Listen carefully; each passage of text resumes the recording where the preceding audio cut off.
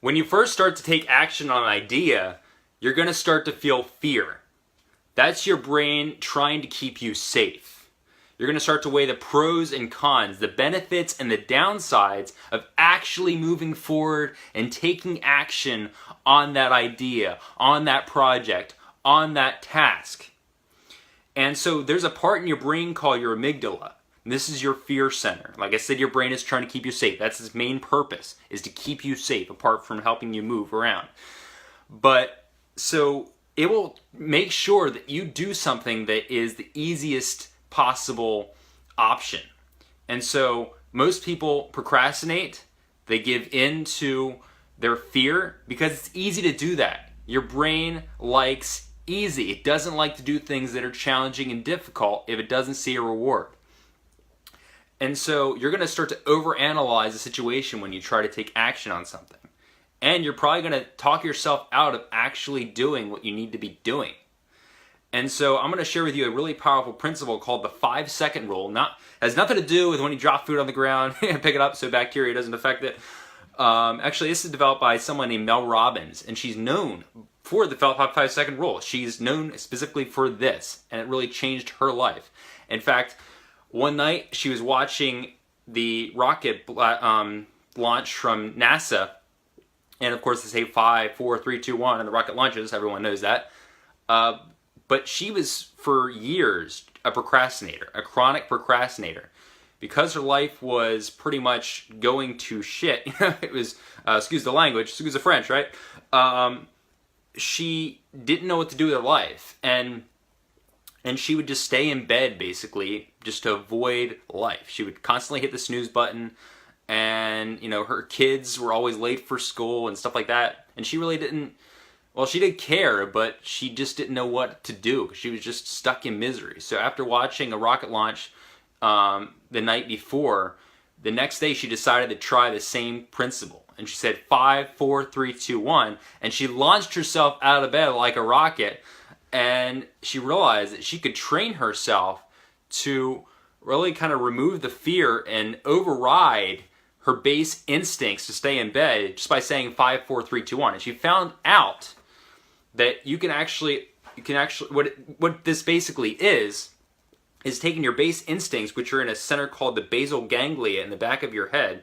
So this is where all your kind of like where your cerebellum is, which is the little part in the back of your head, well, in your brain, not in the back of your head. You can't feel this, but you could if you could like reach through your skin. But anyway, so in the back of your brain, there's a part called the cerebellum, and around the areas where your basal ganglia is. This is your habit center. Anytime you have a habit, this is your habit formation. So when you learn to ride a bicycle, that habit is locked into your basal ganglia in your brain. And so the same is as well with chronic procrastination. You do something enough, if it's not beneficial for you, if you sleep in, hit the snooze button, if you don't take action on that idea, if you overanalyze something, that becomes a way of thinking. That becomes a habit that you just constantly have in loop.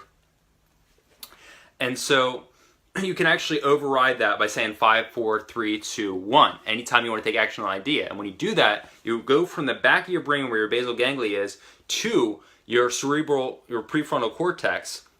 This is where all your conscious decision making is. This is really the control center of your brain. This is what you use to visualize your future. It's what you use to really kind of form ideas and come up with the plans and all that. This is your conscious control center. This is actually the newest part of the brain to be developed as humans. First is our reptile brain. We have a lot in common with reptiles, and that's where your basal ganglia is, your primal, where your fear is, where your base instincts, your sex drive, all that. So you basically move from the back to the front when you say 5, 4, 3, 2, 1. And for those few more seconds, you have complete control over the situation. When you take action and do that, eventually that becomes a habit. And so you say 5, 4, 3, 2, 1 enough anytime you have something that's scary that you want to do, and you'll override the base instinct and you'll actually take action on that. And it will become second nature for you eventually. That's the concept. And so I want you to start doing this. when you feel the fear of working on a project or doing something that's scary and difficult, even like maybe like bungee jumping or something. I would never bungee jump, honestly. I would not do that. I'm afraid of heights. Or jumping from an airplane, or even like I used to be, afraid of basically being on a Ferris wheel because I'm afraid of heights. So, or a roller coaster. If you're about to do something that's scary, say 5, 4, 3, 2, 1, and just do it. Just start moving. You need to start moving, because if you say 5, 4, 3, 2, 1 and don't move your body, you don't take action, it's not going to work, obviously. And if you wait too long, you'll actually go right back to your habit center where your fear is and all that, and your amygdala will restart, and you'll start to second guess yourself, and you won't be taking action anymore. And so don't wait too long. You have to take action when the moment arises. Say 5, 4, 3, 2, 1, and just go. Pretend you're launching yourself like a rocket into that activity and just do it. All right, hope this video helps you out. Try the 5-second rule. It's very, very powerful.